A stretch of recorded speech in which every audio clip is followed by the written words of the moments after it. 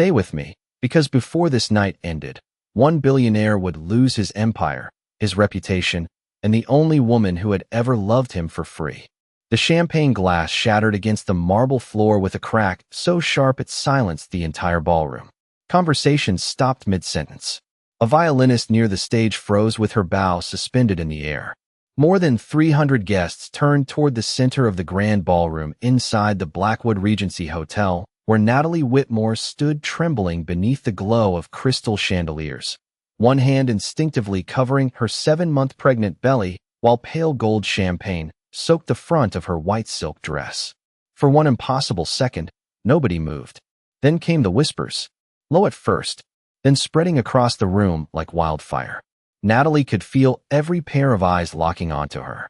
Investors, socialites, reporters, women in diamond necklaces pretending not to stare, men in tuxedos pretending not to recognize humiliation when it unfolded in front of them. Her husband never moved. Damien Holloway stood only 6 feet away near the stage reserved for keynote speakers at the charity gala his company hosted every year. At 38, Damien carried the kind of polished confidence money couldn't buy overnight. Dark tailored tuxedo, silver watch worth more than most people's cars, calm gray eyes that rarely showed emotion. Even now, as his pregnant wife stood shaking in front of hundreds of guests, his expression remained cold enough to freeze the room. Beside him stood Sabrina Vale, tall, blonde, camera ready. Her red designer gown clung to her like liquid fire beneath the ballroom lights. One manicured hand rested casually against Damien's arm, as if she already belonged there. Natalie's throat tightened. The entire country already suspected the affair. Tonight confirmed it. Careful, Sabrina said softly, though the faint smile pulling at her lips carried no concern at all. Pregnancy can make some women emotional. A few nervous laughs scattered through the crowd. Natalie felt heat rise behind her eyes, but she refused to cry. Not here. Not in front of them. The baby shifted suddenly. Inside her stomach, a sharp movement beneath her ribs that grounded her for half a second. Breathe. Just breathe. Somewhere near the back of the ballroom, a phone camera clicked. Then another. Damien finally sighed, adjusting the cuff of his tuxedo like a man mildly inconvenienced by bad weather. Natalie, he said quietly, his voice smooth and controlled. You're making a scene. The words landed harder than the shattered glass at her feet. She stared at him, unable to recognize the man she had once loved enough to help build from nothing. 10 years earlier, Damien Holloway had been a struggling startup founder, sleeping in a studio apartment with leaking pipes and overdue electric bills. Natalie had worked double shifts at a law office to help keep his company alive. She believed in him before investors did, before magazine covers, before private jets and Manhattan penthouses, and interviews calling him America's youngest tech visionary. Back then, Damien used to kiss her forehead before every investor meeting and promise they would conquer the world together. Now he looked at her like she was a liability on a balance sheet. Sabrina stepped closer. Too close. Honestly, she murmured, glancing at Natalie's stomach. Stress isn't good for the baby. The room went still again. Natalie felt humiliation burning through her chest like ice water. She could survive betrayal. She could survive gossip. But the way these people looked at her now felt unbearable. Weak. Disposable. Replaced. Across the ballroom, massive LED screens still displayed the charity's slogan in glowing silver letters. Building a better future. The irony almost made her laugh. Then suddenly, from somewhere near the rear VIP section hidden in shadows, a man's deep voice cut through the silence. Calm. Sharp. Dangerous. Turn the cameras back on. Every head in the ballroom turned toward the darkness. The ballroom lights dimmed slightly as technicians near the media booth scrambled in confusion. A murmur rolled through the crowd like distant thunder. Natalie slowly turned toward the darkened VIP section, her pulse hammering so hard she could hear it in her ears. Then he stepped forward. Ethan Cross moved through the shadows with the calm confidence of someone who did not ask for attention because he was already used to owning every room he entered. 6'2", black tailored suit, no tie. His dark hair carried faint silver at the temples that somehow made him look more dangerous instead of older. Several investors near the stage visibly straightened the moment they recognized him. One reporter near the bar whispered his name under her breath like she had seen a ghost. Ethan Cross rarely appeared in public anymore, especially not at events connected to Damien Holloway. Natalie felt Damien tense beside Sabrina for the first time all night. It was subtle, just a tightening near his jaw. But she noticed. She always noticed. Ethan stopped near the center aisle, his sharp blue eyes landing briefly on Natalie before shifting toward the ballroom cameras mounted along the ceiling. "I believe the charity live stream was interrupted," he said evenly. "That would be unfortunate. Millions are watching tonight." A silence heavier than marble settled across the room. Sabrina forced a laugh first. "This is awkward," she said lightly, though the edge in her voice betrayed her discomfort. "I think Natalie has already had enough attention for one evening." Ethan ignored her completely. The humiliation stung Sabrina more than any insult could have. Damien finally stepped forward, every inch the controlled billionaire executive the media adored. "Ethan," he said smoothly, "I was not aware you were invited." "I was not," Ethan replied. But when a company claims to celebrate family values while publicly humiliating a pregnant woman, invitations become less important. The room inhaled all at once. Natalie felt heat rush into her face again, except this time it was not shame. It was disbelief. Nobody had defended her in months. Not publicly. Not against Damien. Not against the machine surrounding him. Damien's expression hardened by half an inch. "This is a private matter." "No," Ethan said quietly. It stopped being private the second cameras started rolling. Somewhere near the back, someone resumed recording on their phone. Then another person did the same. Natalie suddenly understood what was happening. This moment was escaping the ballroom, escaping the hotel, escaping New York itself. By morning, it would be online. Headlines, clips, debates, millions of strangers analyzing the worst night of her life. Sabrina folded her arms tightly. "Natalie is emotional," she said. "Nobody is humiliating anyone." Ethan finally looked at her directly, and the temperature in the room seemed to drop 10 degrees. "Interesting," he said, "because from where I am standing, she appears to be the only honest person in this ballroom." Damien took another step forward. "Be careful." Ethan almost smiled at that. Almost. That sounds less like a warning and more like fear. Natalie watched Damien carefully then, watched the famous composure begin to crack beneath the pressure. For years, Damien Holloway had controlled every narrative around his life. Every interview polished. Every scandal buried before sunrise. Every headline purchased, redirected, softened. But Ethan Cross had once been the only man powerful enough to challenge him. 7 years ago, they had built competing tech companies from opposite sides of Silicon Valley. Damien won. Ethan disappeared from public view shortly after. At least that was the version the media sold. Natalie remembered the night Damien celebrated that victory. Champagne in their tiny penthouse. Music echoing through half-unpacked rooms. Damien smiling against her forehead while promising they would never lose again. Back then she thought ambition made him strong. She did not realize ambition without mercy eventually consumes everything around it. Her baby shifted again beneath her soaked dress. The movement pulled her back to the present just as one of the ballroom screens suddenly flickered. The charity logo vanished. Static flashed once across the massive LED display. Then a security video appeared on screen. The static cleared with a sharp electronic hiss that echoed through the ballroom speakers. Then the footage stabilized. Grainy black and white security video filled all 3 massive LED screens hanging above the stage. The timestamp in the corner read 11:43 p.m. 6 months earlier. A private executive. Hallway inside Holloway Technologies headquarters appeared on screen. Damien froze instantly. Natalie saw it happen before anyone else did. His shoulders stiffened. His breathing changed. Small details. Tiny fractures in a man built entirely on control. The footage showed Damien stepping out of his office late at night, with Sabrina close behind him. Laughing. Relaxed. Familiar. Far too familiar for business colleagues. Murmurs exploded across the ballroom like sparks hitting gasoline. Several reporters immediately pulled out their phones. Investors began whispering to each other behind raised champagne glasses. One older board member near the front visibly removed his event badge and slipped it into his pocket. Sabrina's confident posture disappeared almost immediately.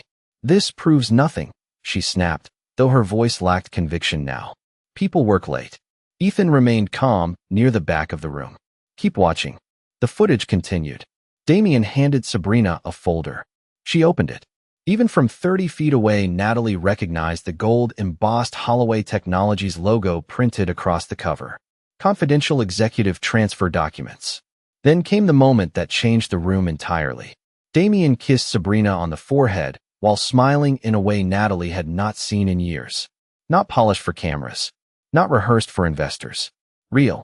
Intimate. Cruel in its honesty. A collective gasp rolled through the ballroom. Natalie felt strangely numb. She thought discovering the affair would destroy her. Instead, the proof felt colder than pain.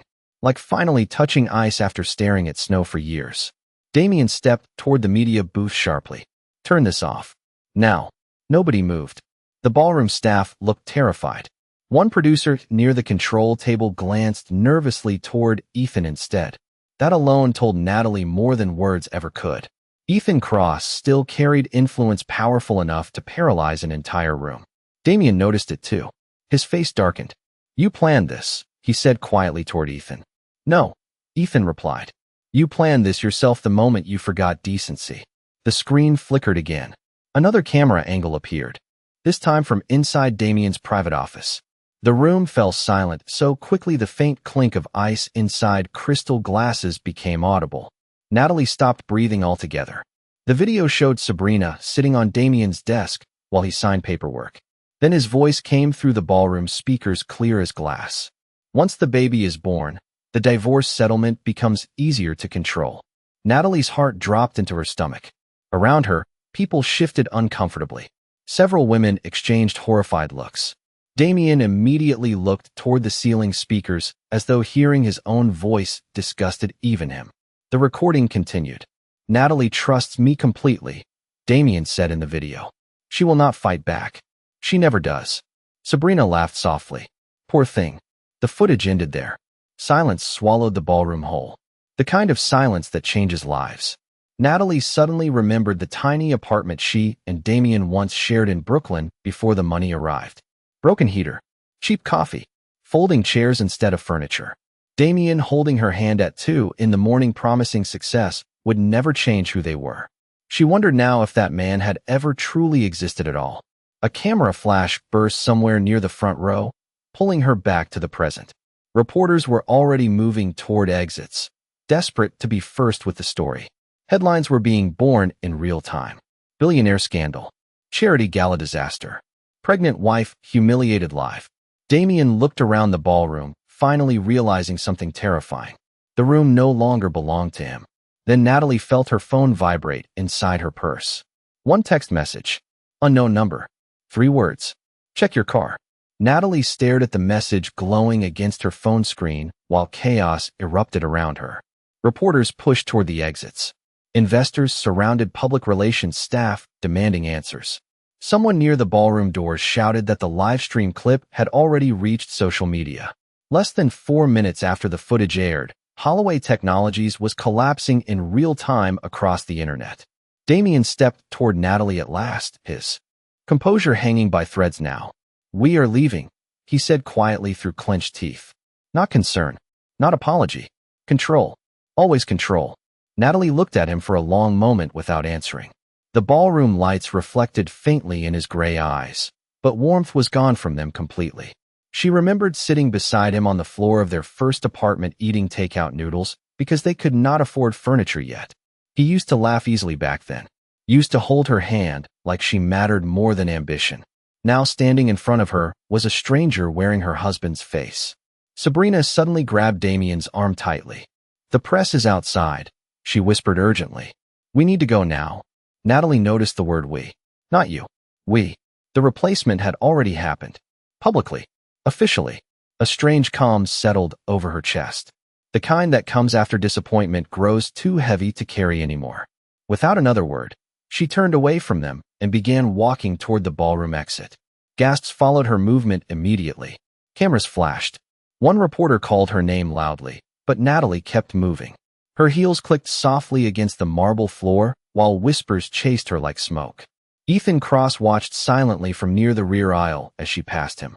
For half a second their eyes met. His expression remained unreadable, but there was something there she had not seen all night. Respect.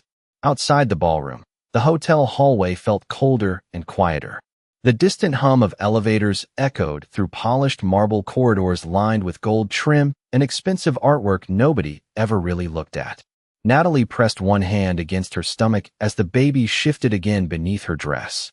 "Almost there," she whispered softly. The private underground garage sat 3 levels below the hotel. By the time the elevator doors opened, her hands were trembling again. Not from fear, from exhaustion. Emotional shock settled into her bones heavier than anything physical ever could. The garage lights buzzed faintly overhead as she walked toward her black Range Rover parked near the far concrete wall. At first she saw nothing unusual. Then she noticed the envelope tucked beneath her windshield wiper. Thick cream paper. No name. No stamp. Her pulse quickened immediately. Natalie looked around the nearly empty garage. Silent rows of luxury vehicles stretched beneath fluorescent lights. No movement. No voices. Just the distant echo of tires somewhere above. Slowly she pulled the envelope free and opened it inside the car. Her breath caught instantly. Photographs. Bank statements. Legal transfer documents. Damien's signature across all of them. Millions of dollars quietly moved into offshore accounts over the past 11 months. Properties transferred into shell corporations. Investment funds hidden beneath false company names. Natalie flipped through the papers faster now, disbelief growing with every page. Then she found the final document. Temporary psychiatric evaluation paperwork. Her name at the top. Recommendation for emotional instability assessment after childbirth. Natalie stopped breathing. Damien had been preparing to take everything. The company, the marriage, even the baby. A second smaller envelope slipped loose into her lap. Inside sat a hotel keycard and a handwritten note. One sentence only. He planned your silence before he planned your divorce. No signature, but she already knew who sent it. Natalie leaned back against the leather seat, staring through the windshield at the cold concrete garage while the world she believed in finished collapsing around her. Then suddenly her phone rang. Damien. She watched his name flash across the screen again and again while tears finally blurred her vision for the first time that night. On the 4th ring, the call stopped. A text arrived seconds later. If you speak to the press, you will regret it. Natalie read the message twice. Then very slowly, for the first time in years, she smiled without warmth at all. Rain hammered against the windshield as Natalie drove through downtown Manhattan long after midnight, the city lights smearing across wet glass like distorted memories. Her phone would not stop vibrating. News alerts, missed calls, messages from reporters, lawyers, board members, even distant relatives she had not spoken to in years. Suddenly wanted to check on her. One headline flashed across her screen at a red light. Tech billionaire exposed during live charity gala. Another appeared seconds later. Pregnant wife walks out after public scandal. Millions of views in less than an hour. Natalie muted the phone completely. Silence felt safer now. The hotel keycard sat beside her on the passenger seat. Black. Minimal. Expensive. No hotel name printed on it, but the address inside the envelope led to a private residence on the Upper East Side. Ethan Cross. She knew before the navigation confirmed it. 20 minutes later, her Range Rover rolled beneath the private underground entrance of a quiet limestone building overlooking the East River. No paparazzi. No cameras. No chaos. Just soft rain tapping against concrete, while a security gate slowly opened without anyone speaking through the intercom. Somebody had already been expecting her. Natalie stepped into the private elevator feeling emotionally hollow. Her soaked silk dress clung uncomfortably beneath her coat, and exhaustion dragged at every movement. The elevator doors opened directly into a penthouse lit by warm amber light and floor-to-ceiling windows stretching across the Manhattan skyline. Ethan stood near the glass, holding a cup of coffee in one hand. No bodyguards. No assistants. Just silence and the sound of rain far below the city. "You came," he said calmly. Natalie laughed once under her breath. "Tired. Sharp. You sent me evidence that my husband planned to take my child away from me." She held up the envelope slightly. "I had questions." Ethan studied her quietly for a moment. "Sit down before you fall down." Natalie wanted to argue, but the truth hit her immediately. Her legs were shaking. She lowered herself carefully onto the cream-colored sofa while her baby shifted heavily beneath her ribs again. Ethan walked toward the kitchen island and returned with a glass of water instead of coffee. The gesture felt strangely human after months of emotional warfare disguised as marriage. "Why are you helping me?" Natalie asked finally. Ethan remained standing near the windows.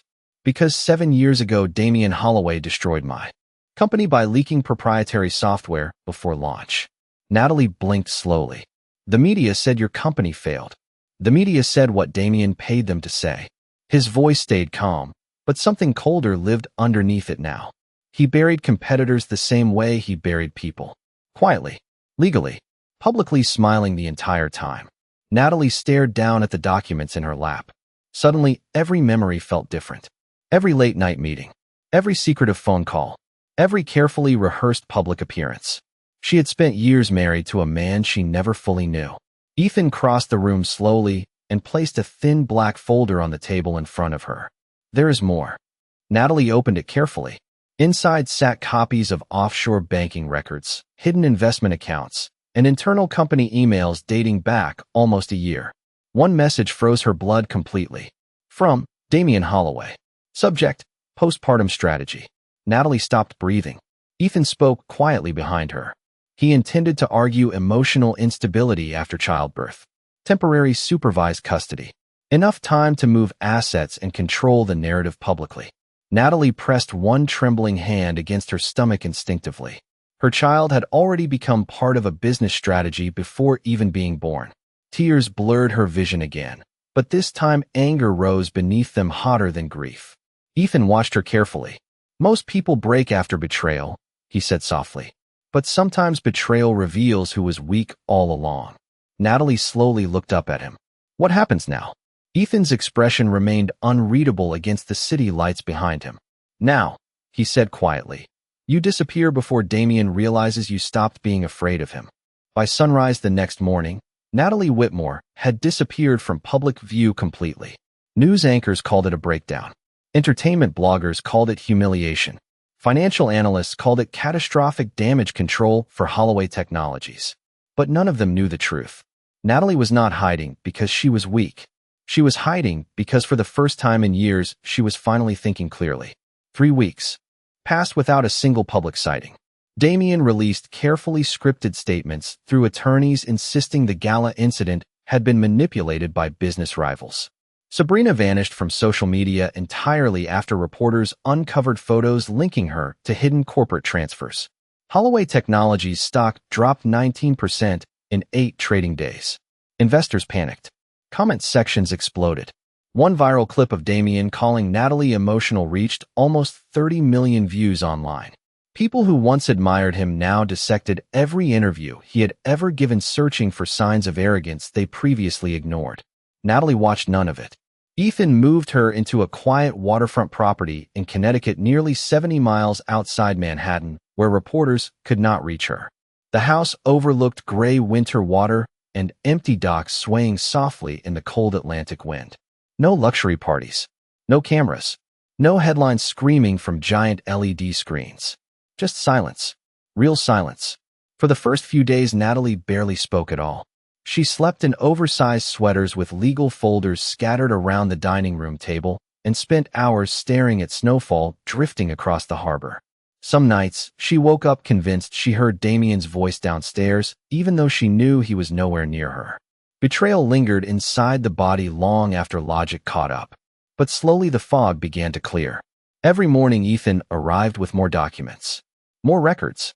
More pieces Damien never expected anyone to connect. Natalie started studying everything herself. Tax filings, corporate bylaws, transfer agreements, internal board communications.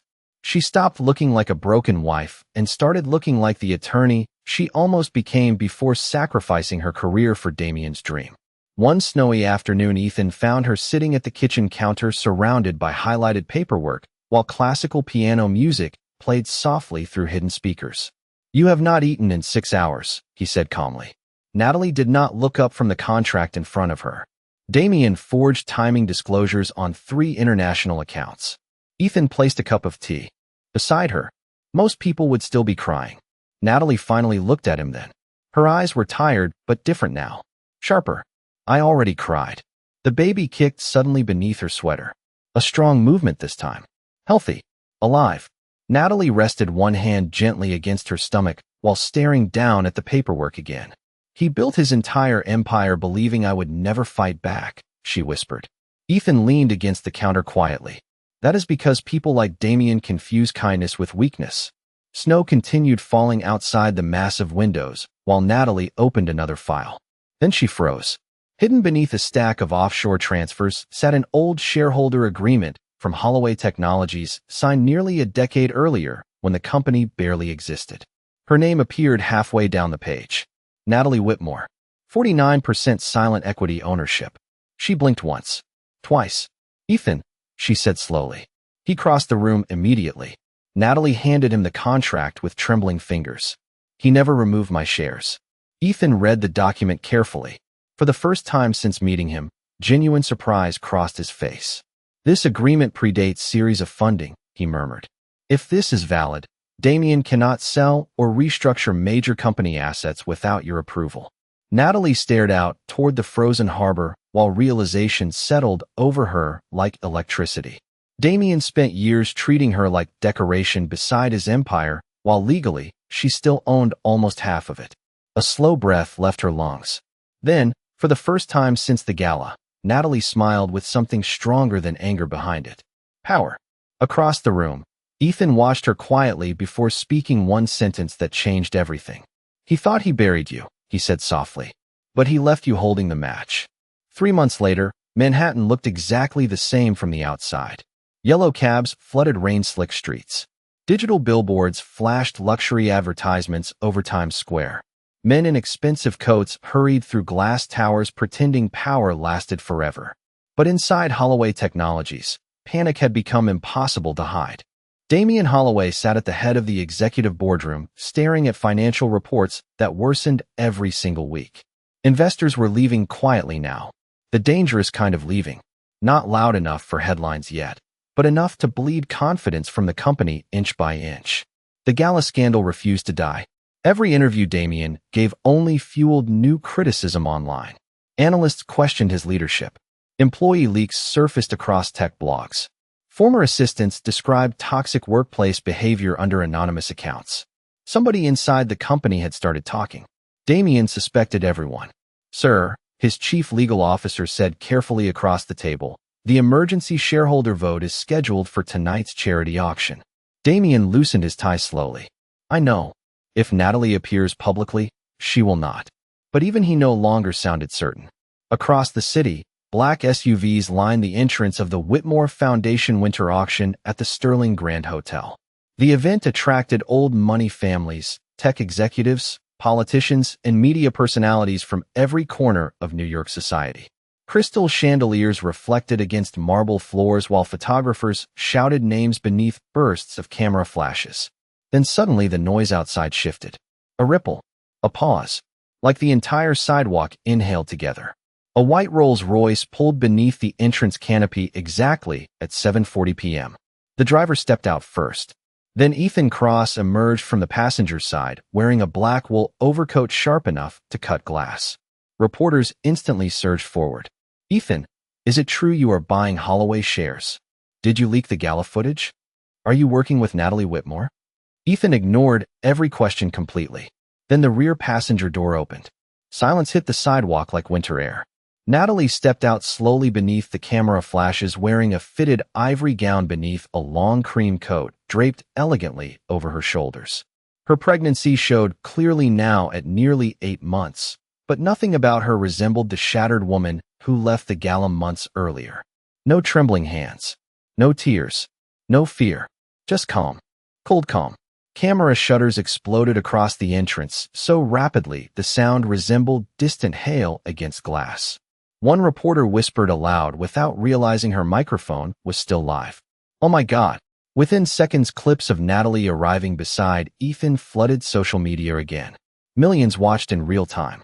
Inside the ballroom, Damien saw the footage on someone's phone before Natalie even entered the room. His face drained of color instantly. Sabrina, standing beside him in a silver gown, tightened her grip around her champagne glass. She was supposed to disappear, Sabrina whispered. Damien said nothing, because for the first time in years, he no longer controlled what happened next. Then the ballroom doors opened. Conversations died mid-sentence. Natalie entered beside Ethan with the quiet confidence of someone who had survived humiliation and discovered it no longer frightened her.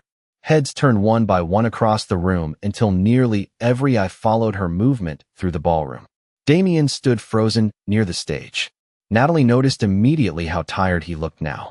Dark circles beneath his eyes, strain tightening the corners of his mouth. The empire was cracking. She could see it from 30 feet away.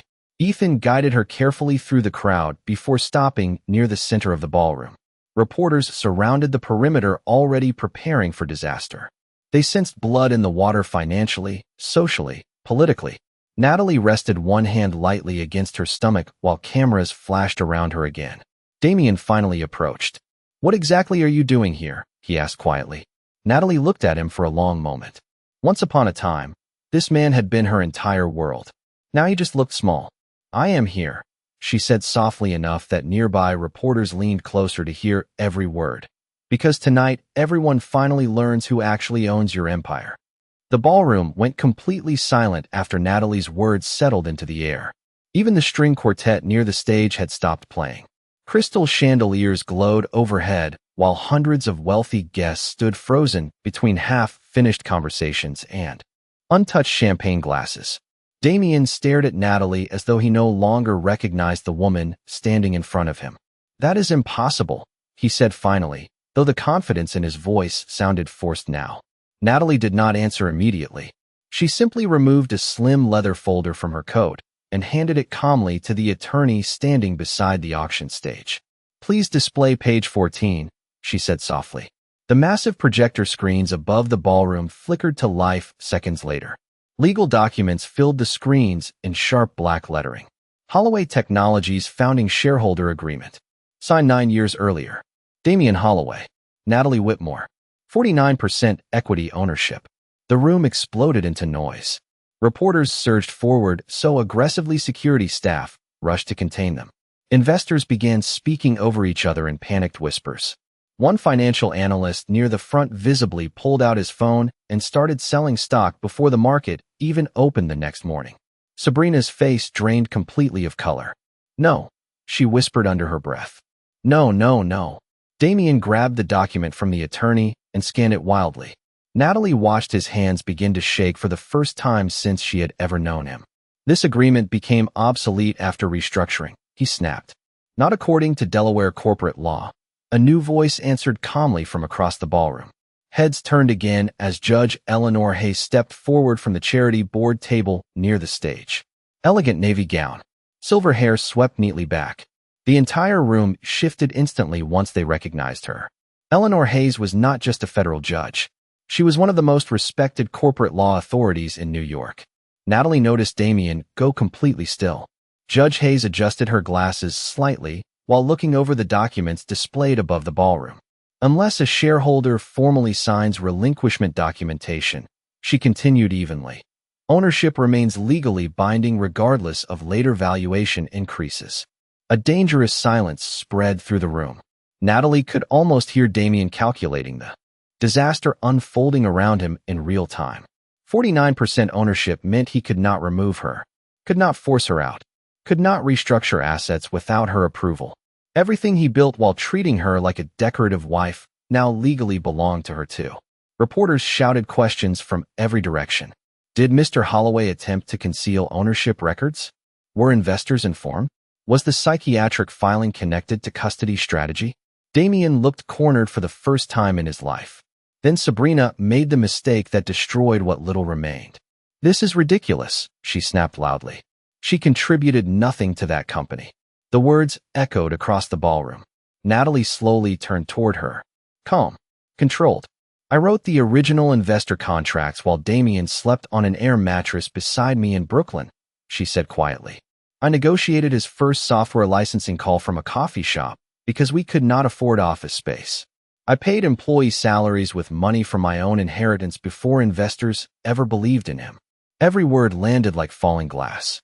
Damien looked away first. Not because the room doubted her, because he knew she was telling the truth. One reporter near the stage whispered into her microphone, "This may become the biggest corporate divorce scandal in New York in the last decade." Natalie heard it. Everyone did. Ethan stood silently near the back of the ballroom, watching the empire collapse piece by piece exactly as Damien once collapsed everyone else's. Then suddenly phones across the room began vibrating almost simultaneously. Market alerts. Emergency financial notices. Holloway Technologies stock had dropped another 32% in after-hours trading. Gasps spread through the crowd instantly. One investor cursed under his breath and rushed toward the exit. Another removed his company partnership pin entirely. The collapse was no longer private. It was financial blood in open water. Damien looked back at Natalie finally, desperation beginning to crack through the arrogance. "Natalie," he said quietly, stepping closer. "We can fix this." She stared at him for a long moment while cameras flashed around them like lightning. Then she answered with the calmest voice in the room. "That is the first honest thing you have said to me in years." By the following morning, every major news network in America was covering the collapse of Damien Holloway in nonstop rotation. Footage from the gala played on giant screens inside airports, restaurants, stock exchanges, and office lobbies across the country.